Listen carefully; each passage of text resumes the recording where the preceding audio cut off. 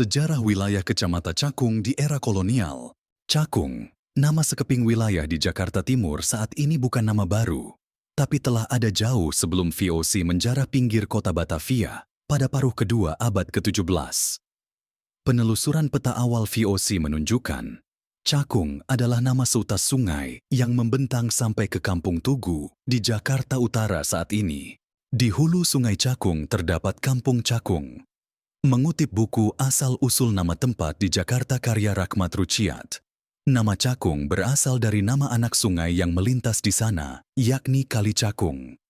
Ini juga tidak terlepas dari daerah tersebut, yang dilintasi banyak sungai sebagai saluran irigasi. Sungai-sungai tersebut bermuara di Laut Jakarta.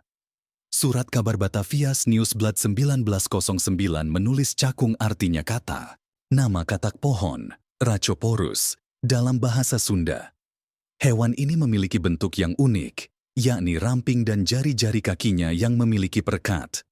Hewan ini hidup di daun dan di atas pohon. Kemampuannya ini didorong dari kakinya yang memiliki perekat, sehingga tidak jatuh saat di atas ketinggian. Dalam Bevolking Statistik van Java 1869, P. Bleecker menulis nama Cakong. Dalam catatan tanah partikelir 1876 tertulis Cakoeng.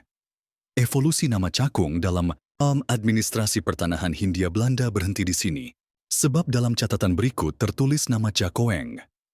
Secara historis, Cakung adalah wilayah yang dulunya berupa lahan pertanian dan rawa-rawa sebelum berkembang menjadi kawasan industri dan pemukiman.